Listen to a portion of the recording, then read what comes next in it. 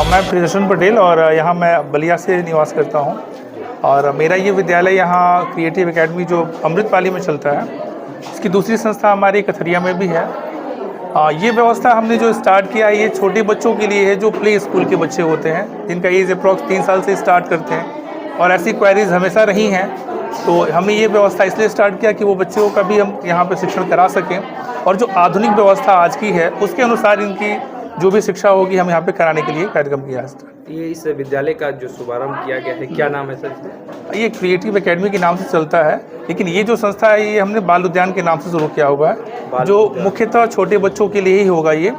और इसमें हम डे केयर की व्यवस्था करेंगे जहाँ बच्चों को मतलब लंच की व्यवस्था भी हो और जो भी आज की आधुनिक व्यवस्थाएं हैं उसके अनुसार इनकी शिक्षा दी जाए। यहाँ पे बाल उद्यान में जिस तरह आज इसका शुभारंभ किया गया है, तो केवल आज का ही दिन आपने चयन किया, आज कहीं ना कहीं क्रिसमस डे भी है सर। ये क्रिसमस डे आप कह सकते हैं, लेकिन आज के दिन हमारे कुछ ऐसे बालक जो हमारे सिख समुदाय से संबंधित हैं, जिन्होंने अपने प्राणों की उन्होंने बलिदान किया था और ये बाल वीर के नाम से कह सकते हैं हम, ये वीर बालक के नाम पे हम इस दिन को याद मनाएं।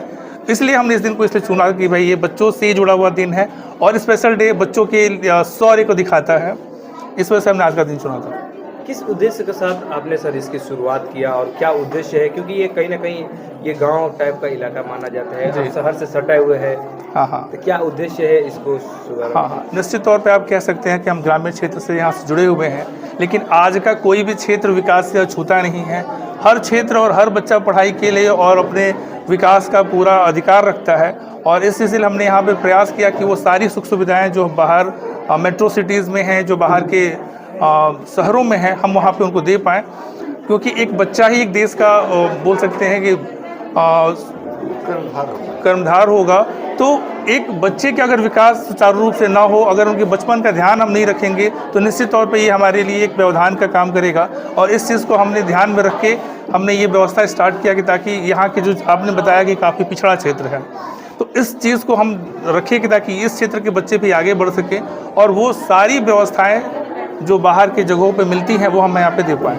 लेकिन सर जिस तरह बात की जाए, कहीं ना कहीं बच्चों को, बड़े बच्चों को तो समझाना बहुत ही आसान बात होता है। सही बात। अभी ने सर से जो मंच से आह्वान कर रहे थे कि गोला बनाना सिखाना, मतलब प्रारंभिक शिक्षा सही एक बड़ा जिम्मेदारी माना जाता है। तो कैसे प्रारंभिक शिक्षा को आप लोग आगे बढ़ाते हैं सर? निश्चित तौर पे आपने ये जो बताई कि देखिए आज के टाइम में शिक्षक तो सभी चाहते हैं कि हम पढ़ा सकते हैं, हमारे पास योग्यता है, लेकिन जहाँ छोटे बच्चों की बात होती है ये सबके बस की बात नहीं होती है। इसलिए हमारे यहाँ जो लेडीज़ जो फीमेल टीचर्स हैं वो इस पर पूरा फोकस करते हैं और वो फोकस करते हैं उन सारी चीज़ों को, जैसे एक माँ केयर करती है अपने बच्चों का, वैसे वो सारी व्यवस्था, उनके ध्यान रखना, उनके हर तरह का ज़रूरत को ध्यान रखना।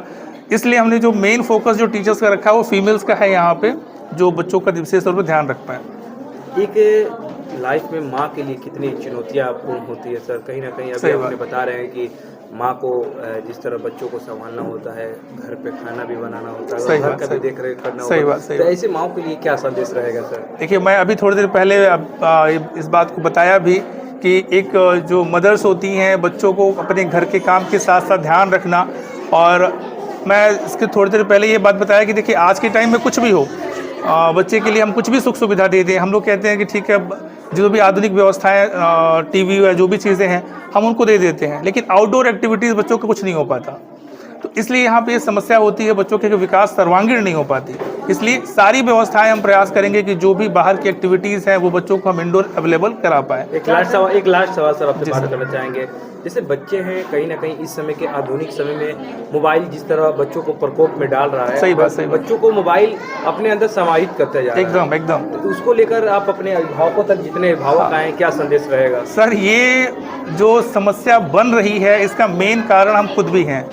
हमको ये लगता है कि बच्चों को अगर हमको व्यस्त रखना है, उनको शांति से बिठा के रखना है तो मोबाइल धरा देते हैं, जो निश्चित तौर पे उस समय तो ठीक है, लेकिन जब वो उनकी बीमारी के रूप में आ जाती है या वो बहुत एडिक्टेड हो जाते हैं इस चीज़ के लिए, वो समस्या हो जाती है।